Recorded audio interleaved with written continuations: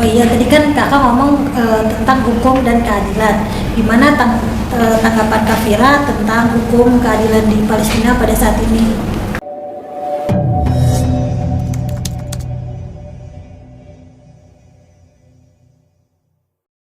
Assalamualaikum warahmatullahi wabarakatuh.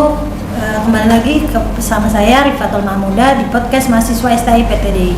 Kali ini saya bersama teman saya Kak Fira. Silakan Kak Fira perkenalkan nama dan jurusan dan kaprodi apa saja. Nama saya Livira Taharani, saya dari jurusan Hukum Ekonomi Syariah di STI PTDI.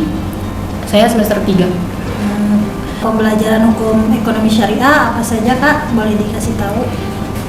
Pelajaran dari jurusan Hukum Ekonomi Syariah itu lumayan banyak dan gak gampang.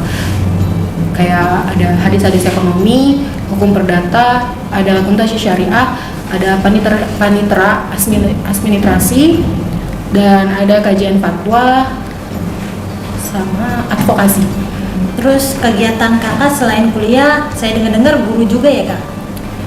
Iya, selain saya kuliah di STI PTDI ini, saya juga mengajar hanya sebagai guru honorer freelance itu di Bimba Kalistung dan English.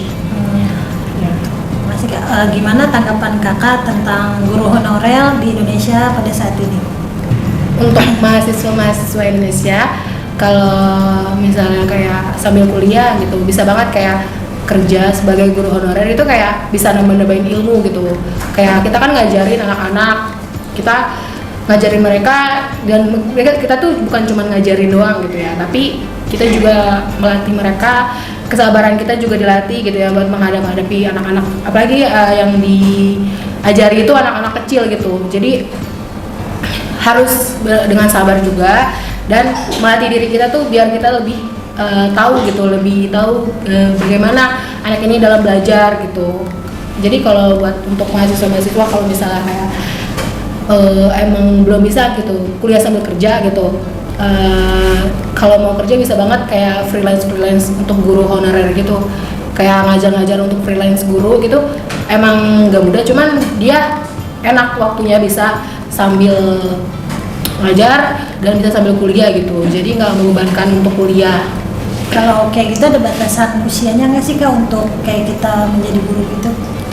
Untuk guru sih, kalau guru tuh dari dulu emang gak ada batasan umur sih.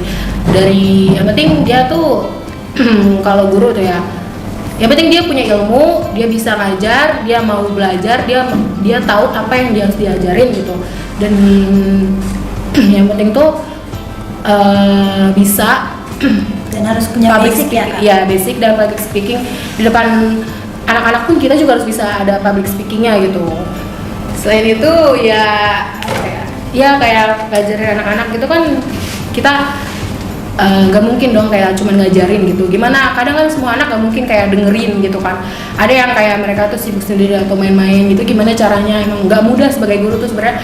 Kalau dibilang gampang mah gampang, ngajar doang, tapi nggak mudah untuk membuat semua siswa ini gimana mengerti apa yang kita ajarkan gitu. Selain jadi guru, Kak Fira kegiatannya apa saja? Selain guru, yaitu untuk saat ini sih saya cuma sebagai guru-guru Bimba freelance gitu, dan ngisi waktu kosong ya? Iya, sambil dan malamnya itu saya kuliah gitu.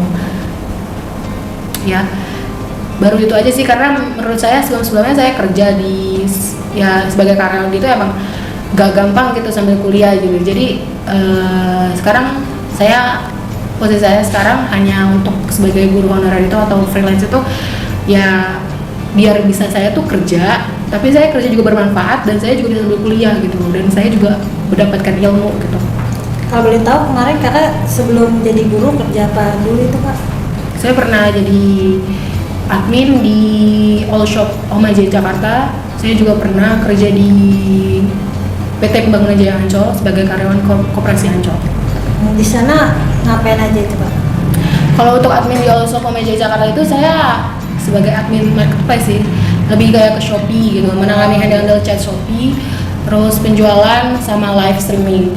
Tapi untuk Ancol, karyawan Koperasi Ancol itu saya sebagai karyawan Ancol bekerja di Koperasi Ancolnya dan sebagai kasir di minimart di Ancol gitu. Ada pengalaman yang sesuatu yang masih diingat nggak Kak sampai sekarang?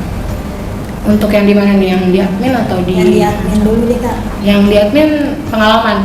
Ya pengalaman saya jadi kayak tahu gitu ya, oh caranya gini. Kalau penjualan Shopee itu kayak gini, karena kan sebelumnya saya harus belajar dulu cara buat menaikkan produk, cara buat menaikkan pembeli gitu, penjual gitu. Saya harus belajar banget itu dulu Shopee kan. Jadi pas untuk di admin Shopee itu saya jadi belajar gitu. Oh, cara jualan Shopee itu, cara jualan online seperti ini gitu.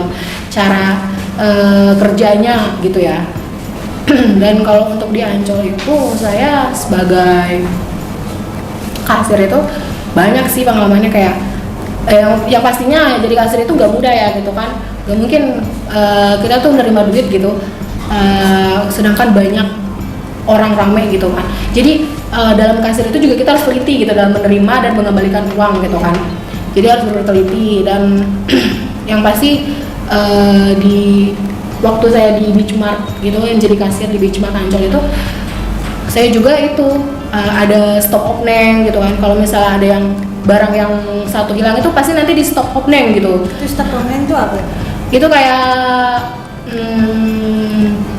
mendata semua barang-barang setiap per bulannya yang masuk dan yang transaksi gitu kan, masuk dan transaksi gitu, dan yang keluar gitu. Terus kalau misalnya ada minus gitu, nah itu harus gunanya stok opneng itu sih mencari ada yang minus barang atau enggak gitu, barang yang di display atau yang display itu ada yang minus atau enggak gitu. Kalau ada yang minus nanti kita bakalan kena denda juga gitu, karena pelanggaran lah gitu, karena tidak bisa menjaga barang di dalam marketnya itu.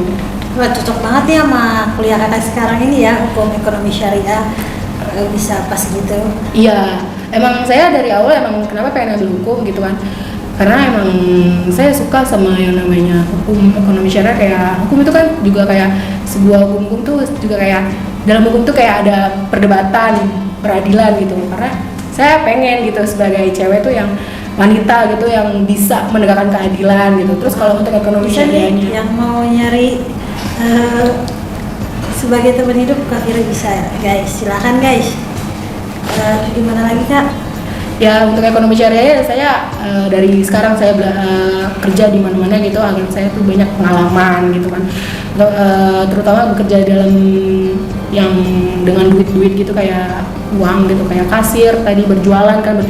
Jadi saya tahu gitu kayak pasar modal gitu kan. Terus ya penjualan UMKM gitu, saya jadi tahu gitu. Kakak setelah nanti lulus dari sini, apakah kakak bakalan membuka usaha karena udah ada basic-basic tertentu yang pernah kakak alami? Kalau itu saya belum kepikiran, tapi untuk usaha itu saya pengennya tuh setelah lulus saya tuh pengen cari kerja yang maksudnya yang netap dan bisa nyambinya itu sambil itu usaha kayak gitu, mungkin bisa gitu untuk tambah-tambahan keuangan atau apa gitu ya. Jadi kerja sambil usaha gitu mungkin nanti. Karena kan basic kakak udah ini banget nih, jadi mungkin bisa ke usaha gitu. Iya. Oh iya, tadi kan kakak ngomong tentang hukum dan keadilan. Gimana tanggapan Kak Fira tentang hukum keadilan di Palestina pada saat ini? Si tentara Israel ini dia bukan hanya membunuh atau merusak umat Islam atau merusak masjid-masjid gitu, nggak itu doang gitu, tapi gereja-gereja pun mereka rusak gitu. Jadi berarti untuk Israel ini tuh dia tidak ada dalam dirinya tuh untuk memanusiakan gitu. Jadi bukan untuk umat Islam. Kenapa Indonesia sangat membela warga Palestina karena mereka sama Muslim? Enggak, karena Israel juga bukan menyerang umat Muslim, tapi mereka juga menyerang gereja-gereja yang ada di Palestina gitu. Jadi ini bukan sekedar dengan dalam apa ya, karena kita Muslim kita harus ini gini, tapi dengan ada rasa gitu, memanusiakan gitu, ada berperi kemanusiaan lah gitu ya dalam hidup gitu.